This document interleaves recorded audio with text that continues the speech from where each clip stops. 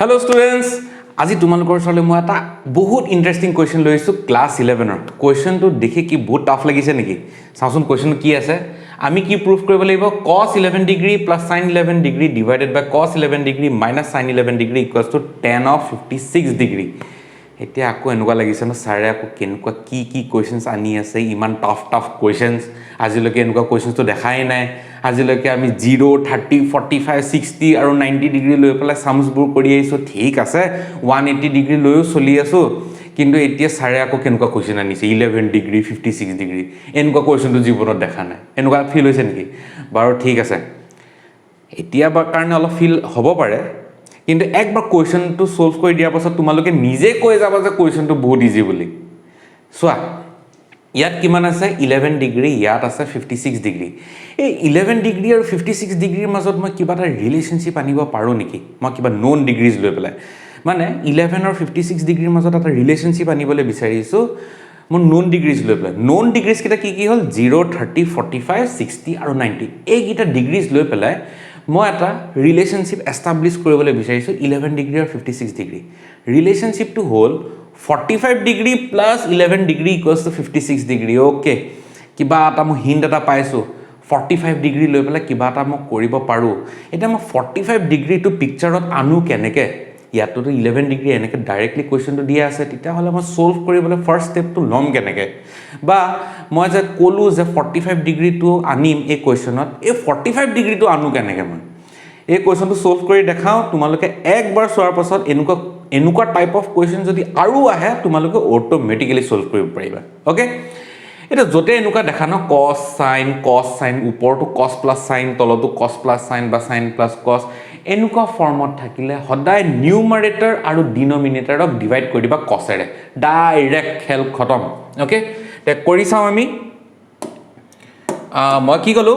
left ডিনোমিনেটৰ ঠিক আছে RHS বুলি লিখি লওঁ নহয় LHS না LHS বুলি লিখি লওঁ LHS ত আমাৰ কি আছে cos 11 degree plus sin 11 degree divided by cos 11 degree minus of sin 11 degree মই কি কলো ফার্স্ট স্টেপত আমি কি কৰিম both numerator denominator ক আমি কিহেৰে ডিভাইড কৰি দিম cos ৰে ডিভাইড কৰি দিম যেহেতু গুটেকিটা এংগল 11 ডিগ্ৰী হয় তে সব 11 ডিগ্ৰী ডিভাইড কৰি দিও তে কি কৰি দিও cos 11 degree divided by cos 11 degree plus sin 11 degree divided by cos 11 degree তলটো সেম কৰো cos 11 degree divided by cos 11 degree আৰু এফালে থাকি যাবগে sin 11 degree divided by cos 11 degree both numerator denominator values কিটা মই কি কৰিলো cos এৰে ডিভাইড কৰি দিলো cos এৰে ডিভাইড কৰাৰ পাছত কি হৈ যাব এফালে তো ক্যান্সেল আউট হৈ গল তে ফাইনালি ইয়াত থাকি গলগে 1 plus sin by cos কিমান আহি গলগে tan 11 degree আৰু ইয়াত আহি গল 1 minus tan 11 degree তলত কিমান আহি গল 1 plus tan 11 degree সৰি ওপৰত নিউমাৰেটৰ কিমান আহি গল 1 plus tan 11 degree আৰু ডিনোমিনেটৰ কিমান আহি গল 1 minus tan 11 degree এতিয়া কিবা এটা আমি ফৰ্মেশন এটা পাই আছো কিবা দেখা শুনা ফৰ্মেশনত আহি আছে এই বস্তুটো আমি আৰু অকমান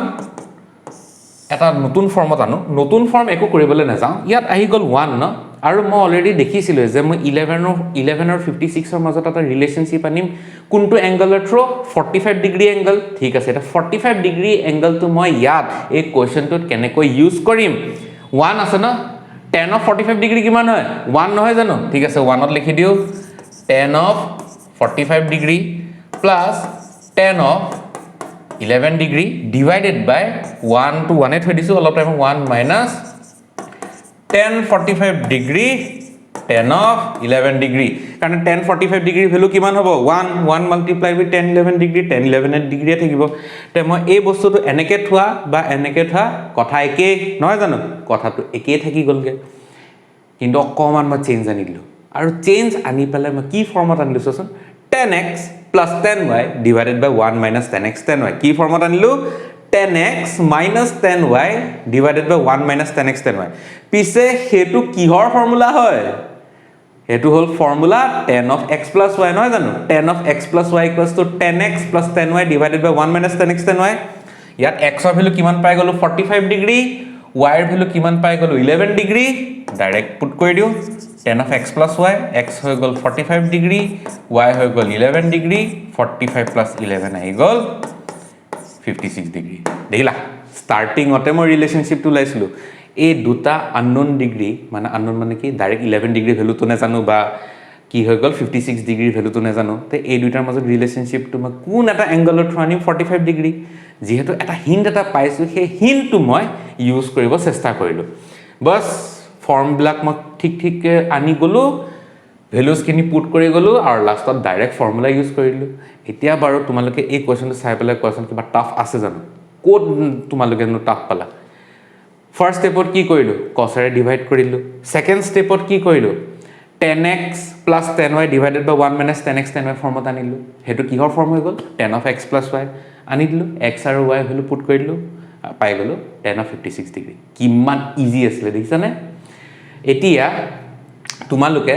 এনেকুৱা কোৱেশ্চনছ দেখিলে এই সেম এপ্ৰোচটো ইউজ কৰিবা ঠিক আছে তেন্তে যদি তোমালোকে মোৰ ভিডিওটো চাই ভাল পাইছা তেতিয়া হলে এটা লাইক শেয়াৰ আৰু এটা সাবস্ক্ৰাইব কৰি দিবা তেতিয়া মই বহুত কি উৎসাহিত ন অসমত উৎসাহিত হৈ থাকিম তোমালোকৰ প্ৰতি নতুন ভিডিওজ আৰু আনি থাকিবৰ কাৰণে ওকে তেন্তে আমি আকৌ লগ পাম আমাৰ নতুন ভিডিওত বা নেক্সট ভিডিও তেতিয়ালৈকে গুড বাই